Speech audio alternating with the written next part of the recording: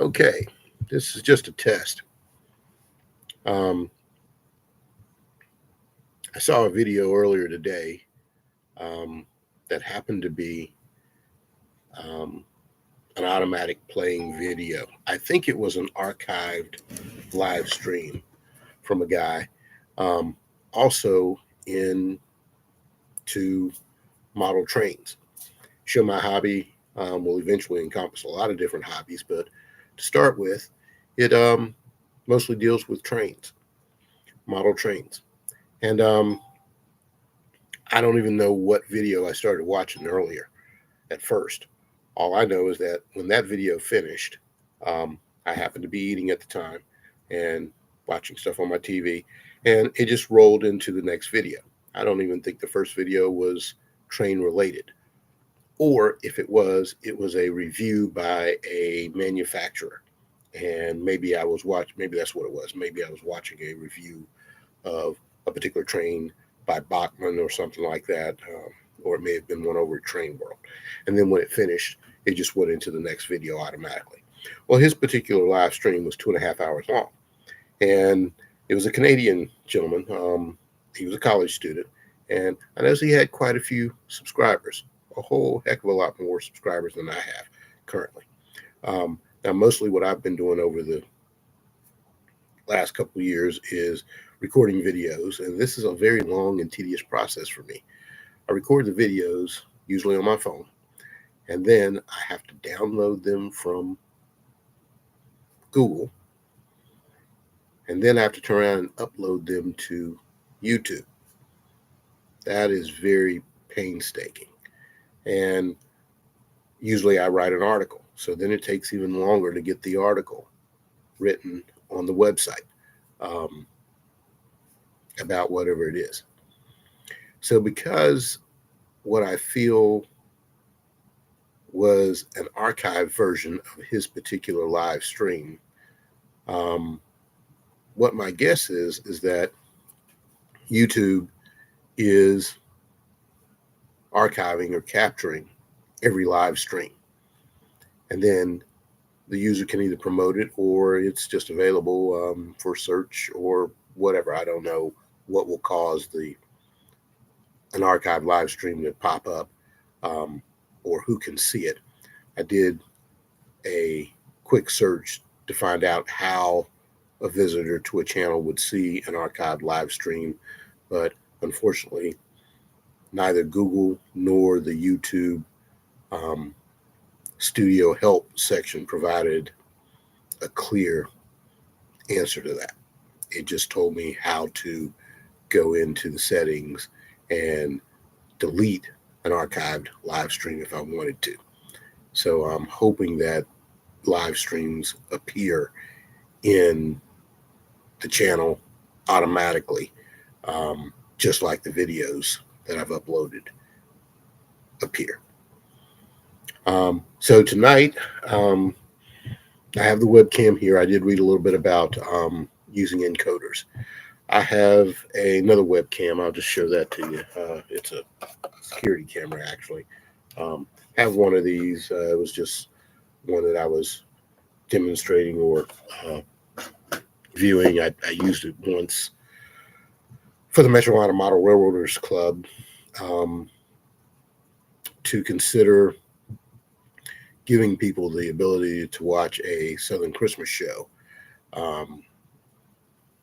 If we were to put that webcam at the show, and then I would publicize it on the website and people could see it. So I took it to one of our breakfast meetings, and I had 3 or 4 of the members test using their cell phone. I left that particular webcam here at my house, watching my layout. And sure enough, 3 or 4 of us were able to pull it up. It's not a live stream, but it was a live view of what the webcam was able to see at that particular point in time. Different members had different services, different cell phone providers. And I had Verizon at the time, and Verizon worked great. Another gentleman had Verizon. His too worked great.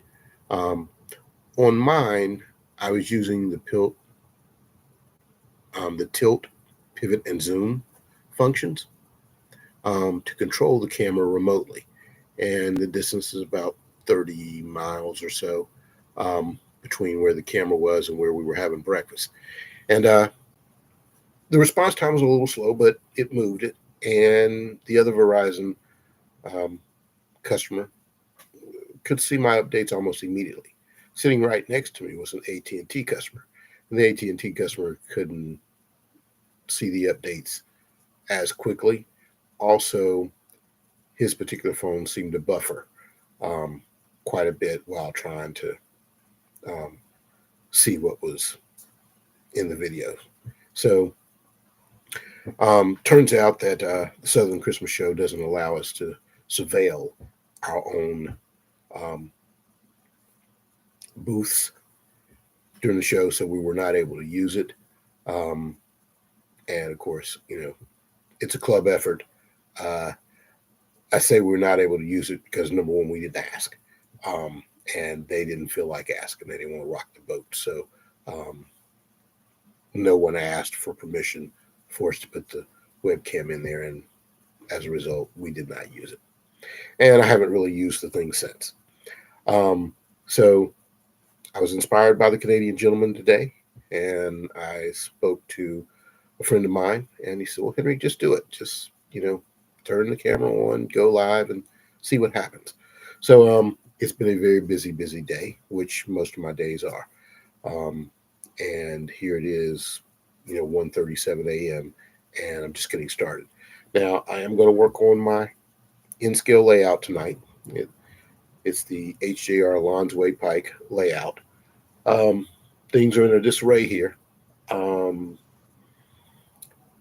Again, I think that I'll have to use some encoding software in order to be able to use this right here, right now. Tonight, I'm just simply using the built-in webcam into this Chromebook. And um, my ShowMyHobby.com fans may not know, or my customers there may not know, I'm not a fan of Chromebooks. Not at all. I happen to have one. My computer company gets trade-ins from time to time, and this one right here is a recovered one that I fixed, and it still has some life in it. So I decided I would turn it on and give this thing a whirl. Um, but I did read, in order to use the other thing, I'm going to have to use an encoder, whether it be a hardware encoder or a software-based encoder, and I think I'll start there. But the Chromebook can access my 5 gigahertz network. That particular camera is 2.4 gigahertz camera only. So I'll have to see if I can see it. Now I have a mesh network, which means seamlessly the 2.4 and the 5 gigahertz items should be able to be seen across the network. But we'll just have to see. Not only that, I have a new mesh network that I've had for 6 months that I haven't installed yet. So maybe now is a good time to do so. It should provide a little better performance than what I have here. So again, this is not going to be very lengthy. At least I hope it's not. This is just a test. I've made this one unlisted at the moment. I see I'm approaching 10 minutes. I'm doing a lot of talking. I am going to check the battery status real quick. And it says it has full battery. So even though I'm pretty sure this won't look good, and I'm not even sure where I can put the laptop, but I'm going to take it over to the in-scale layout, and we'll see if it captures anything. Now, of course, at that point in time, I will most likely be behind the screen for the laptop, so you won't see me anymore. And if you get a chance to see this, you will definitely notice that I do not normally show myself on the camera. I'm, whatever it is I'm talking about, whatever it is I'm taking pictures of, those are typically the focus. I prefer it that way. I've got some age on me, and I'm not here to. I'm not dressed fancily at all. I'm not trying to make a star of myself. I'm trying to, present some model trains and the things that are going on there. And I hope that anyone that's seen the videos have appreciated them, and then I hope that you appreciate the effort that I put into reviewing trains, especially those that go up for sale. And I do that to, I'm a model railroader. I'm a hobbyist. I'm a collector. Um, and over the years, I've been buying a lot of trains, and I, created Show My Hobby to be able to present my train collection to friends that aren't living anywhere nearby. That don't have the ability to come and stop by and see my trains. But in order to monetize the purchase of a lot of trains, I found that it was good to take some trains in on consignments and then put those up for sale. So, as you might imagine, as I've gone through my history of buying trains, I've figured out ways to, evaluate the trains to determine whether that's a good deal for me. And when I buy things online, I kind of want them to be what I expect them to be, or at least what I'm told they are. And so I just thought it would be best that locomotives or any particular item that is operational, has moving parts, animated in some sort, that it's always best for me to take videos of those particular items. Hence the Show My Hobby video channel, where I get a locomotive, for instance, and I let you see that locomotive runs forward and backwards, and if it has some problems that I'm aware of, I'll definitely identify those so that you know exactly what it is you're getting should you choose to purchase those. Now, when we first got started, I used eBay a lot, and eBay and I have not been on the best terms here lately. Things kind of started going downhill when eBay decided to take over the payments themselves. Now, I'm not 100% sure what BS eBay is trying to, get me to go along with, but I don't appreciate it. And I've since severed my relationship with eBay, and it's their fault. When I've been using eBay a long time, not just for Show My Hobby, but for other things much, much earlier. The computer company, I've placed some items up there and sold a few items along the way. And then, there's been several years with, no sales whatsoever and no postings whatsoever. But my very first eBay was probably 2 or 3 years old when I first signed up for eBay. And they had a university. eBay University came to Charlotte once, and I was in the crowd. I attended there. And that was a very early one. So I've been aware, and I used to use eBay quite a lot. But I definitely use them still to make some purchases. One of my most recent purchases was with a gentleman that has had a very successful business on eBay. They're located in China. They make really great stuff. And when you get a chance to see the layout, you'll see, Chinese manufactured goods all over the place. But the most recent thing was a sizable purchase of some crossing gate signals and the electronics to automate those. And most of them are sitting right here on the floor in a box by me, but there are a few scattered on the layout. And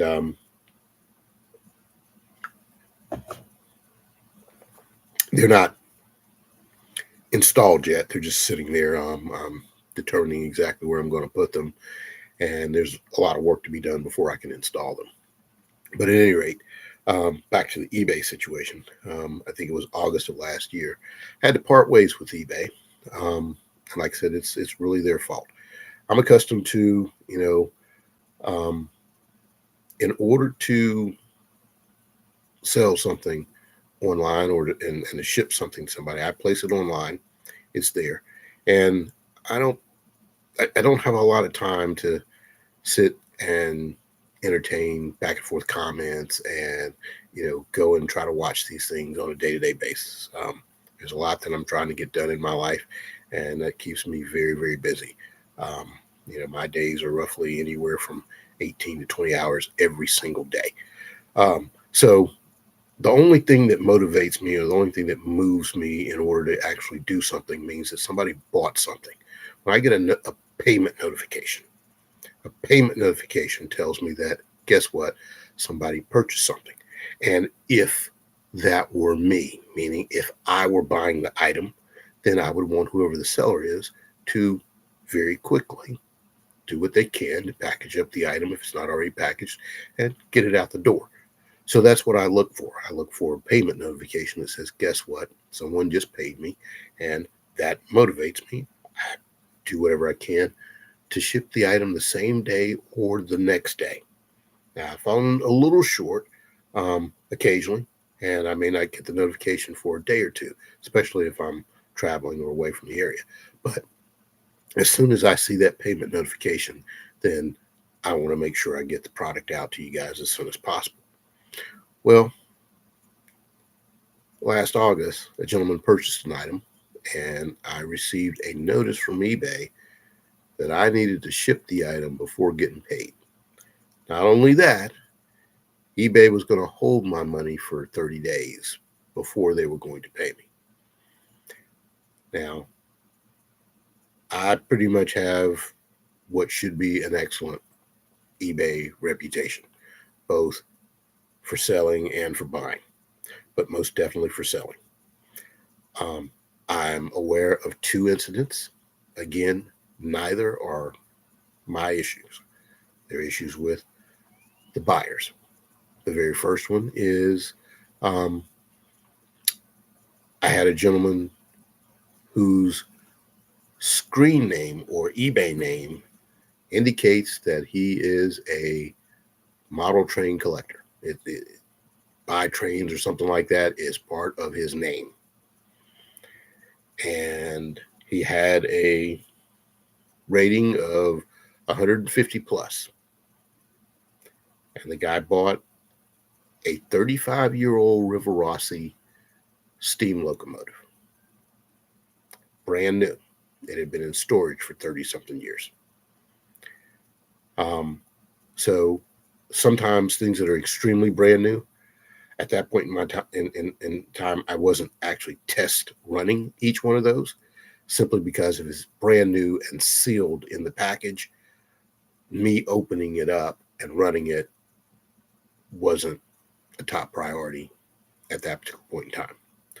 Nonetheless, I identified everything both in writing and via video. Well, not video. I didn't do a video on that one, but in writing, everything about that particular locomotive, especially highlighting that old Rivarossi items have high flange wheels.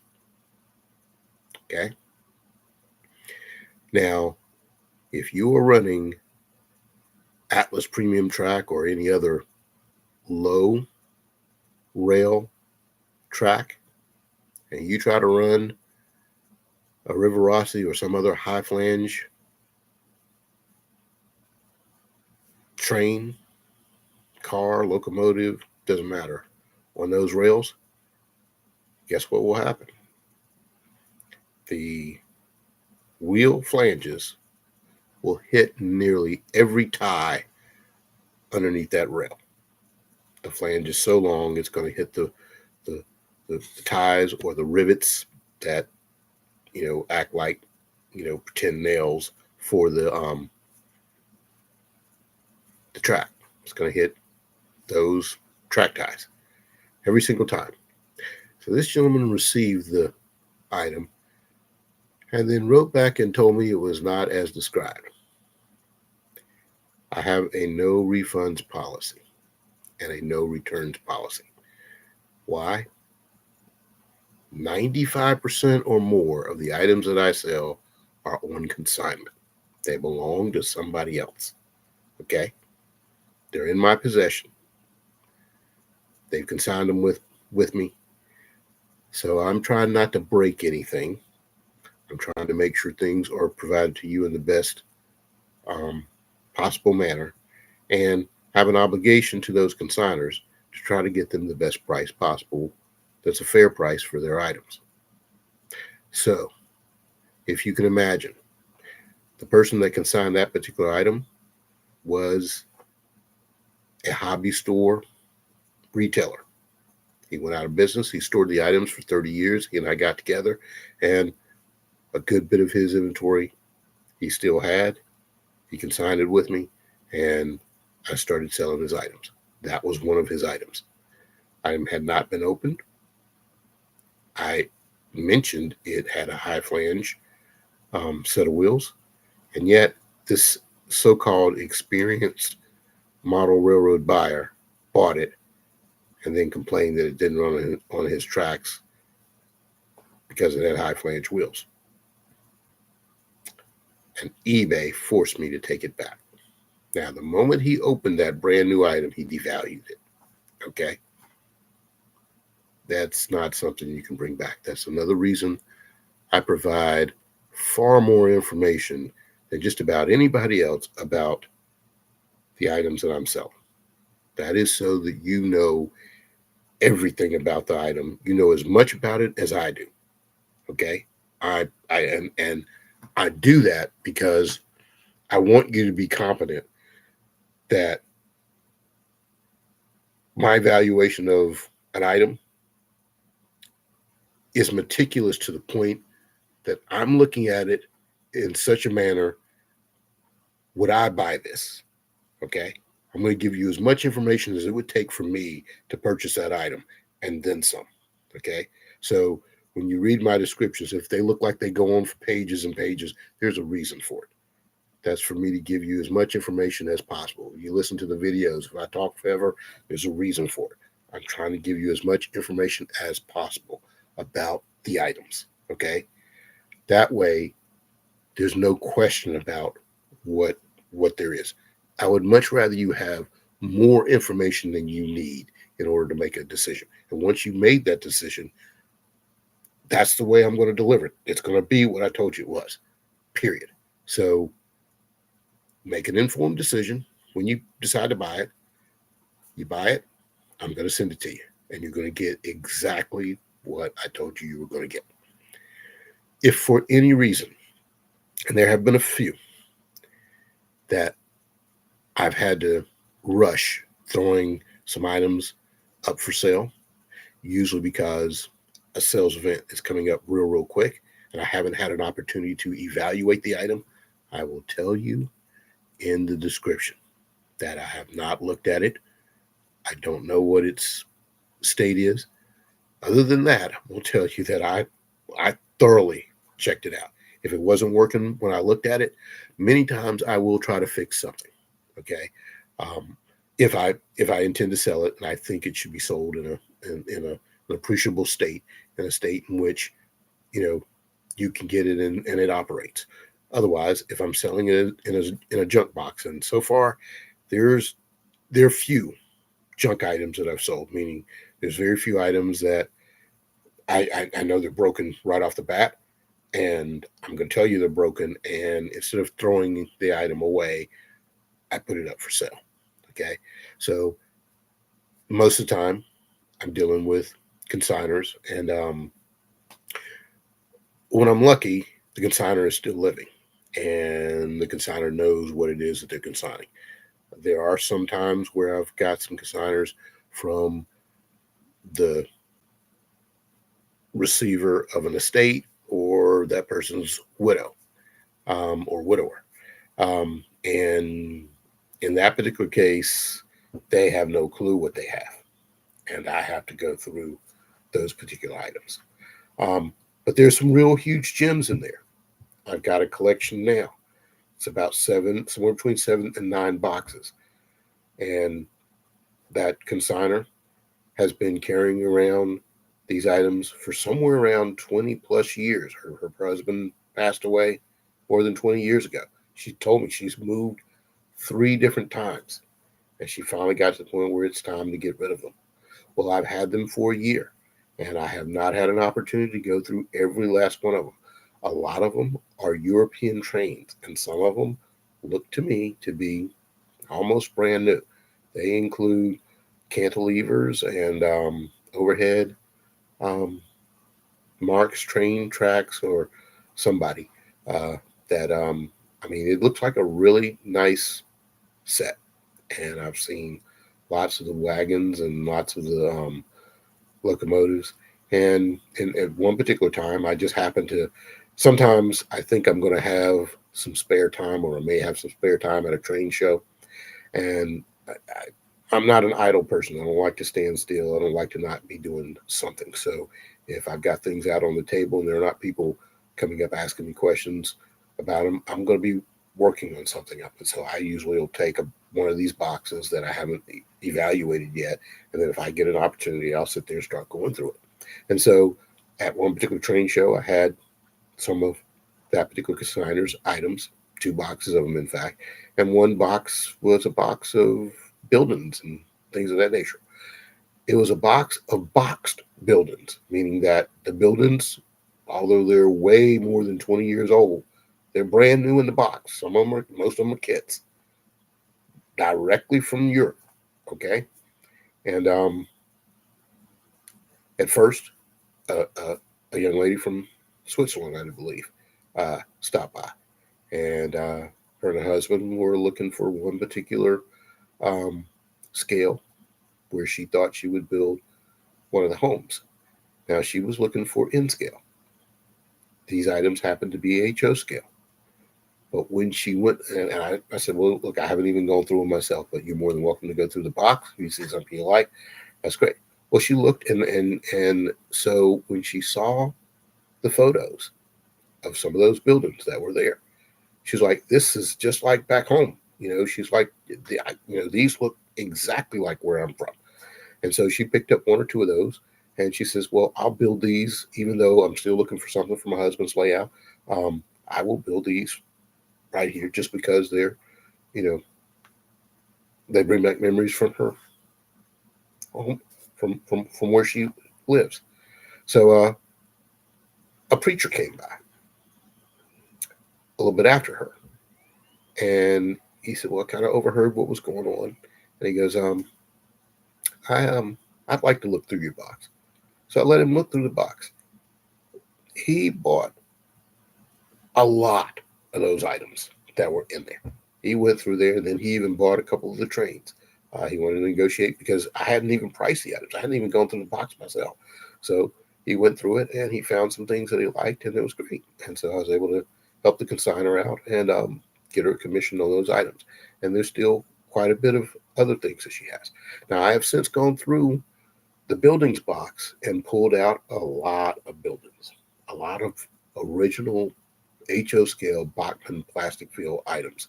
Now, I've taken pictures of many, many of these items, but again, due to timing, I have not yet put one photo of those buildings online. I even took a small video. The Bachmann plastic fill series, most of those are snapped together or stick together some kind of way. And I took, one of the things that I mentioned is in about 30 seconds, you can put together some of the homes, like the Cape Cod series homes. You can put those together in about 30 seconds. So I made a quick little video of me taking the items and putting one building together real quick. That video hasn't arrived online yet. You haven't seen that yet.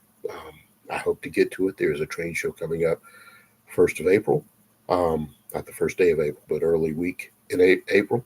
And I'd like to have those available to you. You can't find these things on eBay right now, at least not from me. There's tons of people selling plastic veal. In fact, plastic veals are still being sold. I mean, I'm just, there's a signal tower by Bachmann.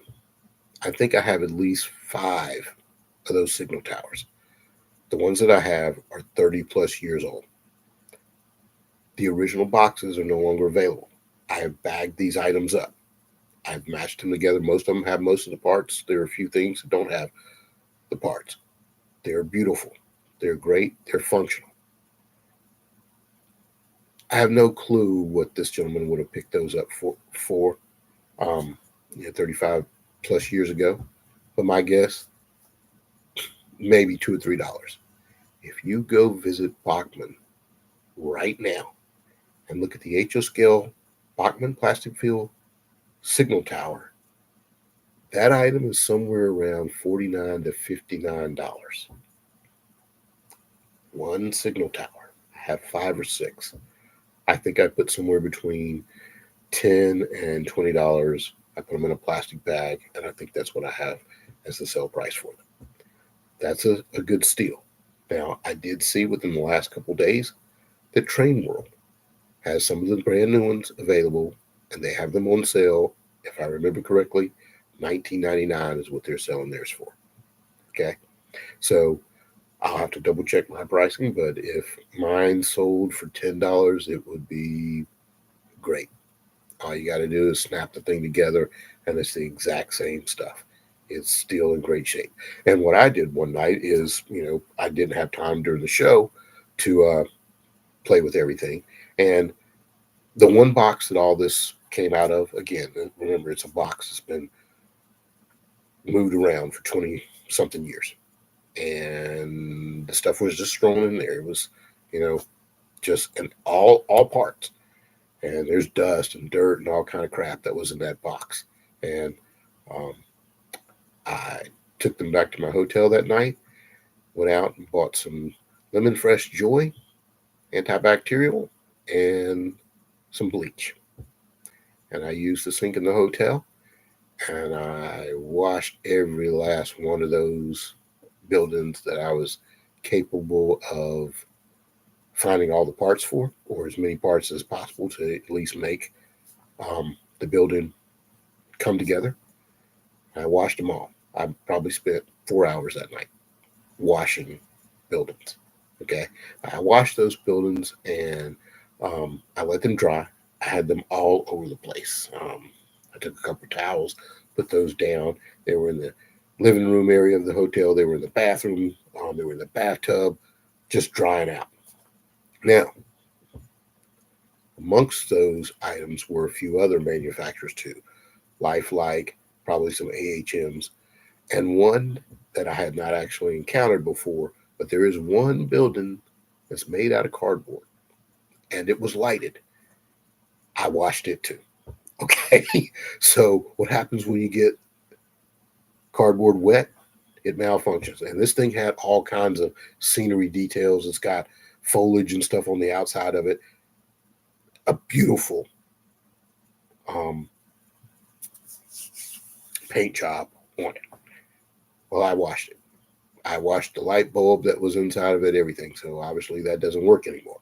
Okay. So, but I took it out. I dried it meticulously. It's not hurt. It's clean. It's antibacterial now. And it has a couple blemishes on it, but it has maintained its shape. So even that I have put up for sale. Now, granted, you think about it. Did I do it any harm, or did I make the situation better?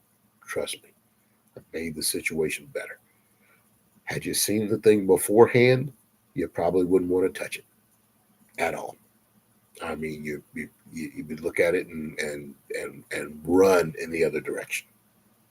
I had plastic gloves. I delved into the box, pulled everything out, mashed everything up, washed it with toothbrush as well, scrubbed it,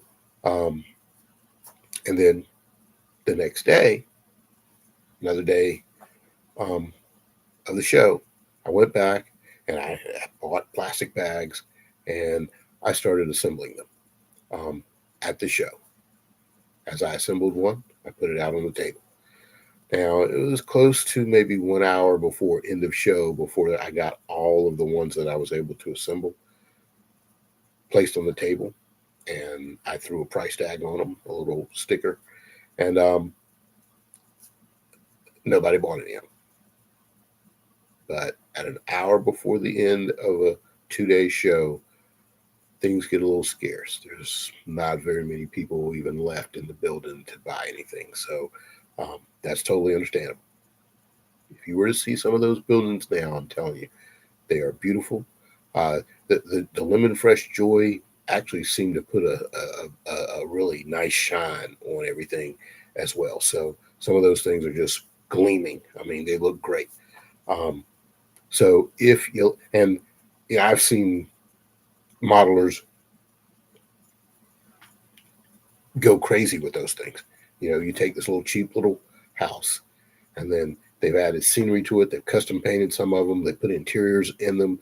And there is another guy that goes around to some of the train shows, and he's taken a couple of these, and he sells them for about $50 a pop or 75. And he's made little dioramas out of each one of them. So little trackside miniatures where he's really adorned them with wonderful things. Static grass, you know, around for the grass on these things. So you give him $50, you're going to get one that's been repainted when it's been decked out. It looks absolutely incredible. And I mean, honestly, for what Bachman is selling these things for now, somebody needs to clean up by buying the ones that I have. I definitely will have them at the show. It'll be the Hickory Train Show in Shelby. I'm sorry. The Hickory Train Show will be in Hickory, folks. Okay. It will be in Hickory, North Carolina. And I think it's the first weekend in April. At least that's what I hope it is. Let me I hope I put it on my calendar. So I'll look real quick. Hickory Train Show. It will be April 5th and 6th. It'll be Friday and Saturday. It's a 2-day show in Hickory. So if you're around Hickory, North Carolina, you can also go to showmyhobby.com and look at events or train shows, or just search for Hickory Train Show, and you'll find it. And stop by the showmyhobby.com table. And if there's anything for sale there that you like, you can pick it up there. And if I'm lucky, I may offer a coupon for you local folks that wish to go ahead and buy now. And instead of paying shipping for me to ship the item to you, the coupon code that you use determines which day you would pick the item up. So if you want to pick an item up on Friday, you use the coupon code for Friday, and it'll not charge you shipping when you go to buy the item. You'd buy it directly from the website. And then same thing for Saturday. If you want to pick it up on Saturday, use the coupon code for Saturday, and it won't charge you any shipping. And I won't ship them. I will bring them to the show. You show up with your printed receipt for the item that you bought, and I will hand you the item that you bought. Okay? You've already paid for it. Okay? So that's a great possibility. And I mean, I do have some projects that I'm really trying my best to get into and that I'm working on right now. So I'm sure I'll get some of that stuff up there. How much of it I get up there, I don't know. The European collection, most of it, I doubt I'll be bringing most of it there. I've only got 3 tables. I've got a lot of S-scale items, as you can probably see. You've probably seen some of the S-scale videos. Those things I would like for those to be picked up by somebody that wants them and needs them. So you guys probably really need to get on the ball and grab the S-scale items. And because I mean they're really nice items and they're in good shape. And there's 1 or 2 that have some issues, and where they had issues, I've mentioned that stuff on showmyhobby.com. So you can find it if you look for it, if you need it, if you like it. I hope you appreciate it. Okay, so I don't know if I can pause this or not. Let's see. I see end stream. I'm grabbing the mouse to the other laptop. Let's see here. Don't want to end the stream, but I was going to pause it while I stand up and head over that way. Don't see pause. So I guess trying to pause a live stream is not the way to go. I'm going to unplug the battery adapter. We're going to head over to the HDR Lontoy Pike. It's an N-scale layout that is under reconstruction or under construction now. So I'm doing some heavy construction on that item right now. I'm working on the town. So we'll just have to see what the quality of this video looks like, and I may have to look at it after the fact, or if I can find a place to set the laptop down, then that's what I'll do. Now, I'm working in the city, and the city is mostly on the right-hand side here. If it's been a while since you've seen some of the videos, you'll notice I've already got street lights in place and things of that nature. So it would be great if this would sit here. It might not. Let's see if I can just the webcam. Bad scenario since it's facing the light. I may have to make some adjustments. I might be able to put it up on the hill, which might also block the light, but we'll see. Now, one thing I will say about the Canadian fellow that inspired me, he did have somewhere between 3 and 5 professional photo lights in his basement. I happen to see those. So, I mean, he's been doing it for a while. He looks great. I, apologize that I have no clue what the name of the guy's channel is. I might could go back and look it up in history to see what I watched. That is on yet another computer that is not downstairs. So, sometimes. Okay. All right, my finger just hit something. I think it was the pop out for the studio control room studio. All right, let's see here. That's not the world's prettiest thing, so I'm not going to try to sit here and actually do work. I don't think. I can tell you what I did last night, though. And I'll take out my camera and my phone camera and make a few notes, but you can't really see it. Let's see. You can see the battery, right? Battery. Yeah, you can't see my finger. Let's try this. Okay, so what I'm doing now is I'm putting in sidewalks. I have maybe 2 more sidewalks to put in. And I did things differently a little bit. This right here is a sidewalk piece that I molded in with plaster. And there are a few others. This one right here is the same way. Can you see it? Yeah, you can see it. All right. I molded that in with plastic. Well, it would have been great if I had done that to everything. Well, here I had just the curve, which I know you can't see that. I don't think there's a curve going around the back. See, can you see this guy? Yeah, but you can't see down there. Just a curve. So I've been using cardboard. You can see that. That one I installed last night. Now, basically, that is a cereal box that I cut out. I painted it with cement color and then let it dry for a day, and then I glued it down here. And the building for it is this building right here. So I do inserts, meaning I don't like to glue my buildings in on any of my layouts. I like to be able to remove them. This layout's supposed to go somewhere else, which means that eventually it's got to move. So I like to take those out. And originally the idea was behind it, but behind it was you might have to change out a light bulb or something. As you can see, that's an LED. You don't have to change out too many LEDs these days, but I still keep the same scenario I was using as a kid, and just make sure this fits. May have to do a little sanding and trimming. Looks like the back end is not fitting perfectly. May have drawn up last night, so I'd have to cut that just a little bit. Sure enough, excuse me. So let me see if I brought the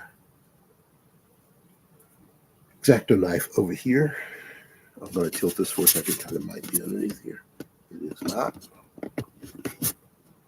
Let me grab the X-Acto knife for a moment, because it looks like I need to trim just the back end of the back sidewalk.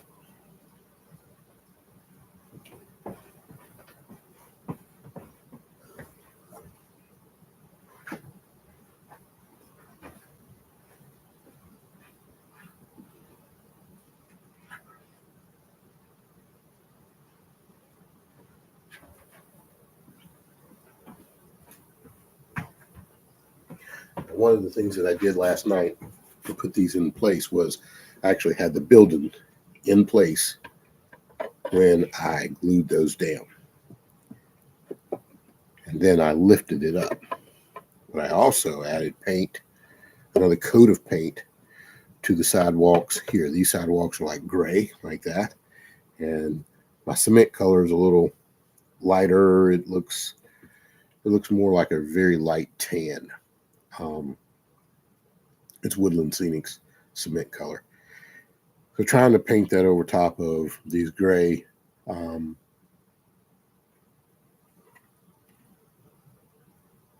sidewalks takes more of the wood coat. So I put another coat on afterwards.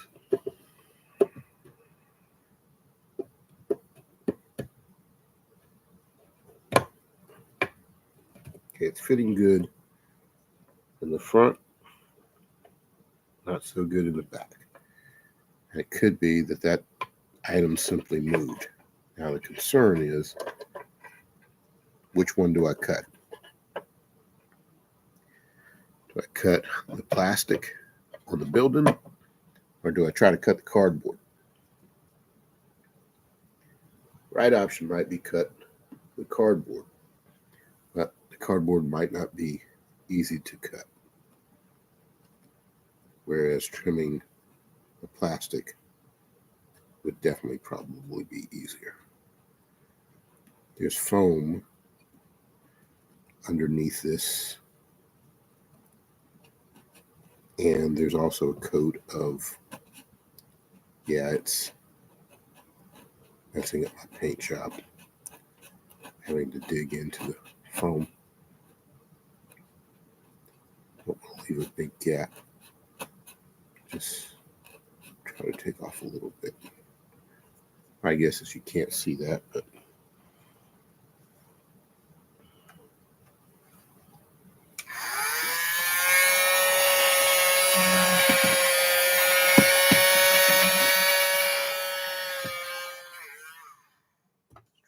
clean up there, and then let's see if it fits now.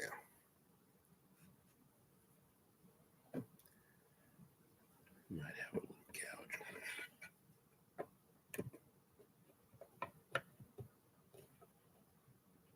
It does not want to fit still. Okay. I'm going to trim up the building a little bit.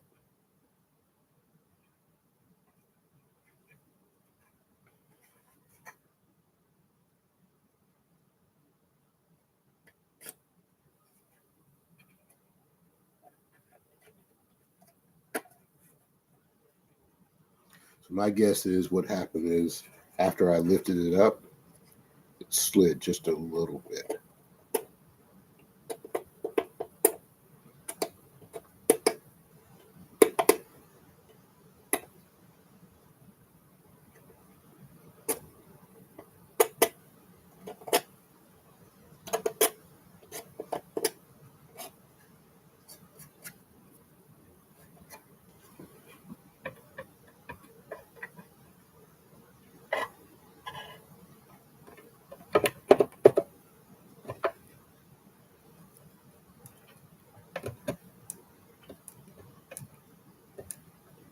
It's close, but no bananas. Wow.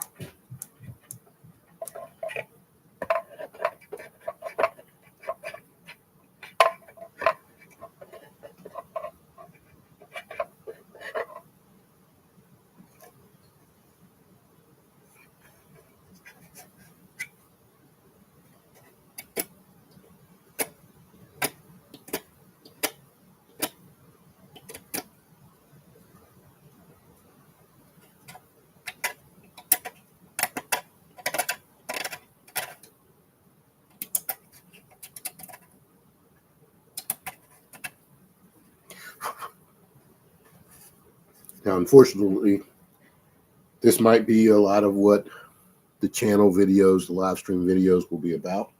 It will be me doing work on the layout and not doing a whole lot of talking. And what I don't think I'm capable of doing is that normally when I'm doing this, off camera, I've got Prime Music running and I'm listening to music. I don't think YouTube's going to let me do that without saying something about a licensing problem. Wow. Either that drew up quite a bit or it moved, because that just does not want to go down in the hole the way it should. It was fitting great last night.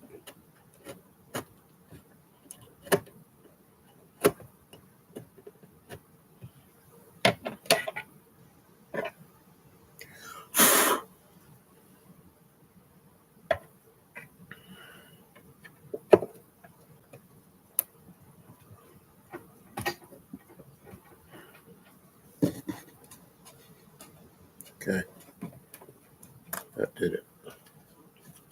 Just checking to make sure it's level all the way across.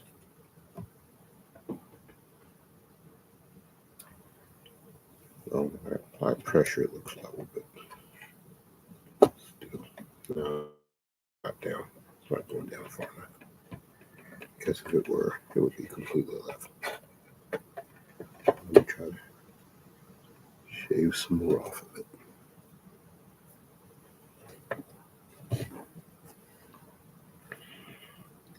I didn't want it to be too far away from the building, because the building already has some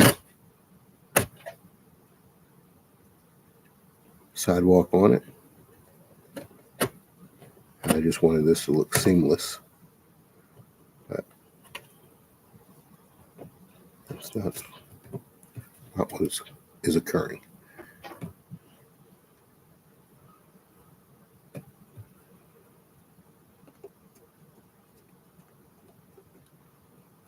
I'm going to have to repaint a little bit of my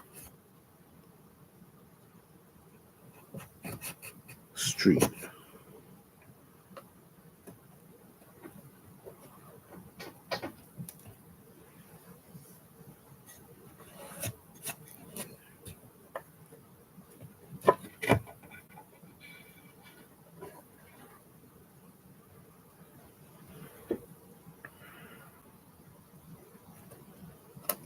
Just a second. More.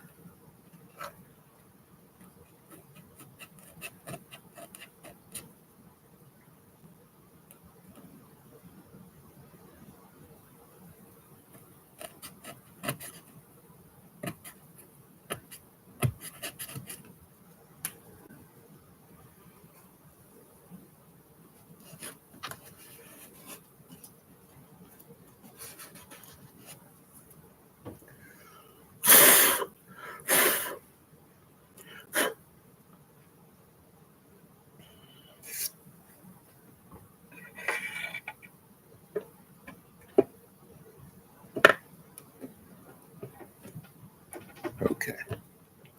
I think that gets it. So let's see. You can see a little bit of it.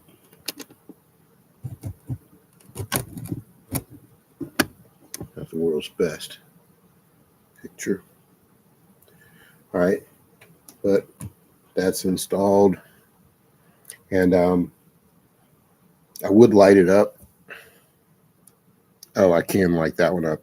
I will. I'll light that one up because I don't have to plug it back into place when I turn all the lights on. But everything else has a plug and has to be lit up. So you can't see the bottom of that. The hotel has a huge thing. Let's see. Yeah, but you can see this one. So there's a little JST plug right there. The lights are inside the building, in the top of this particular building. And so that building won't light up. Now this one will. So I'll grab these. I painted the sidewalks on them again, another coat of paint. I'll throw those in real quick and then I'll turn the lights on. The ones that are lit you can see.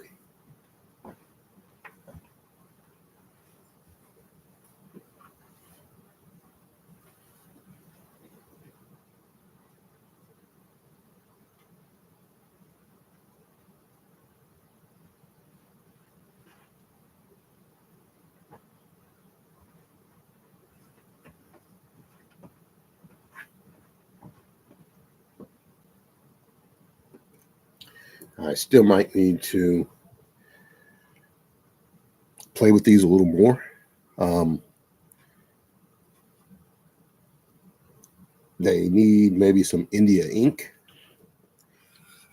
in between, so that the grooves in the cement stick out, they pop out. So otherwise, I would probably go ahead and clip that one back in, but because I'm gonna have to take it back out, I'm not gonna do that yet. And I'm just trying to get it to set down in there and set level, even though the plug is in there. So let's see. It won't sit in there perfect.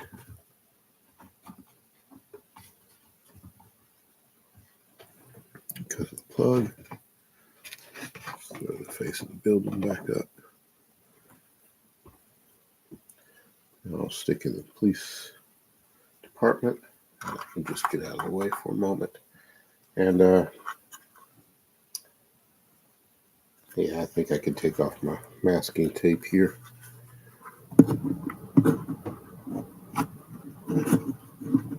So much for a short video, huh?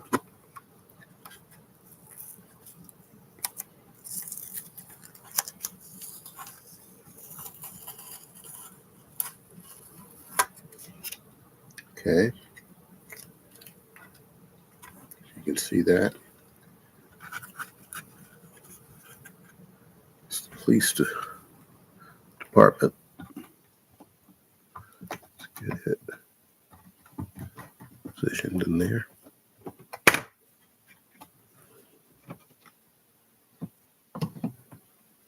I'm not done with that building, hence the reason I don't have the front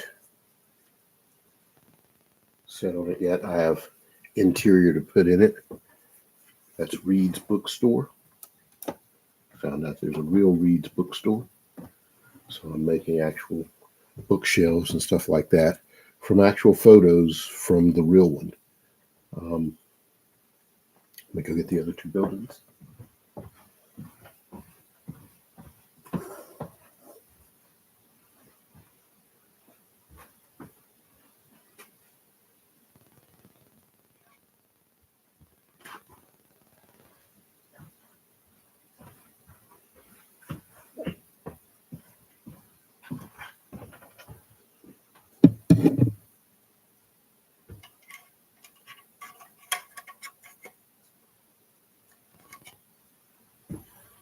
Rite Aid Drugstore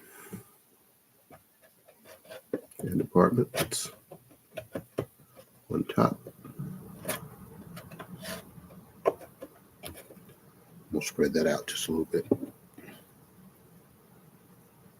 And Marty's Meat Shop and apartments on top. At least that's what I'm calling it. Okay. And I have some sidewalks to put on the side of this building right here. And there's going to be a basketball court and everything right here. So this will be cool.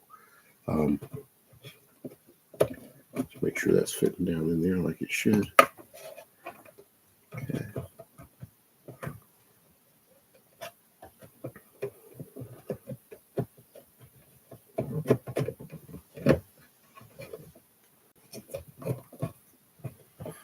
I'm on the fence on this particular traffic light that's right there. I may have to take it out in lieu of a traffic light right there. Here's one of the traffic lights.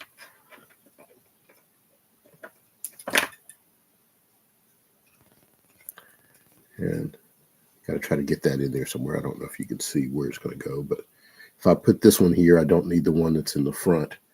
I don't want a traffic light on Main Street there.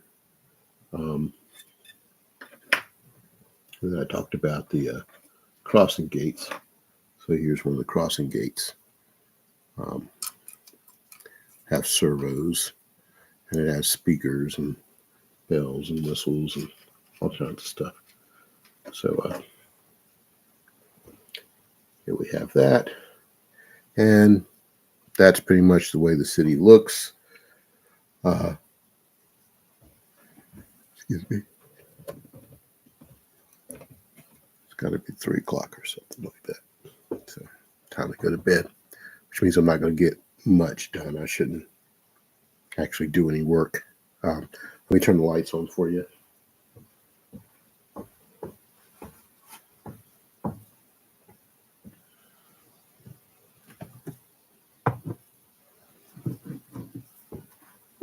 Track power is going to start up, and I want to make sure I don't have any metal items sitting on the track. A magnet stuck to this laptop's case earlier today, so maybe try to move it so that it's not causing an issue.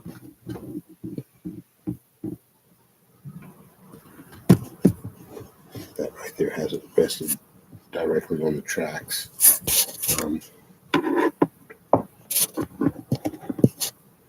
Okay.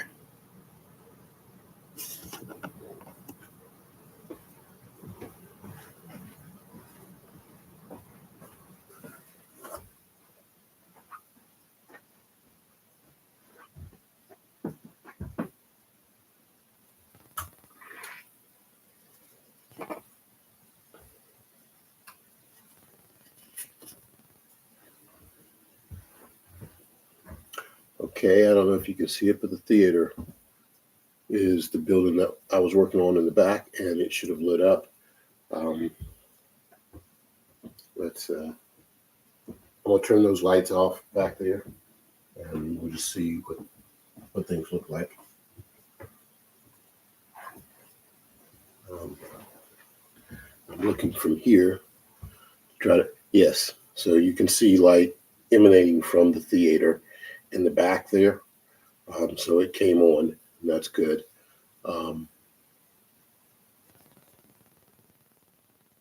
So, like I said, things are looking up, and once I put the traffic lights in, have the flashers in, everything will be great. So the next item, which apparently I'm not going to get to tonight, is to finish sidewalk in the back here on the street. There's 2 there, front side sidewalk here, and maybe one in front. I can't remember on the side. The bank needs a sidewalk back there. So actually there's a lot more sidewalks to build. So there's a lot that needs to be done there. So I'm nowhere near finishing. Then I've got to get on this side and then install the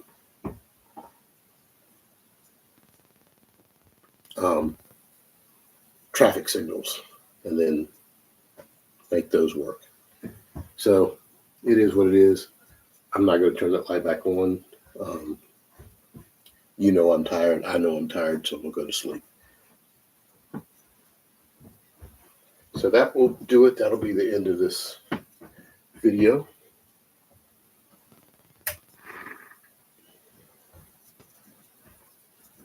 And it is the first video. I will review the video and determine if I will make some live streams in the future. And that'll be it.